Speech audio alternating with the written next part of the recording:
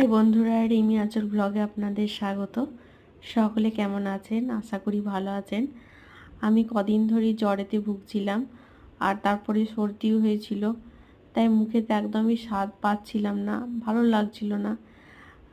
ভাত খেতে তো একদমই ইচ্ছা করছিল না, জোর করেই খাচ্ছিলাম, কারণ শরীরটা আরও দুর্বল হয়ে যাবে বলে। আর মুখে যেহেতু স্বাদ পাচ্ছিলাম না, তাই বাজার থেকে লেবুটা কিনে নিয়েছিলাম। আর লেবুটা একটু সামান্য পরিমাণে বিট লবণ, চাট মশলা, গোটা গোলমরিচের গুঁড়ো আর সামান্য পরিমাণে গুড় দিয়েছিলাম, যেহেতু আমার কাছে চিনি ছিল না, শেষ হয়ে গিয়েছিল। আর এটা মাখিয়ে খেতে কিন্তু অসাধারণ হয়েছিল। আর যেহেতু রোদ ছিল, দুপুরের দিকে আর কি খাচ্ছিলাম বানিয়ে। আর আমার ভিডিওটা যদি আপনাদের ভালো লেগে থাকে, চ্যানেলটা অবশ্যই সাবস্ক্রাইব করে দেওয়ার অনুরোধ রইল।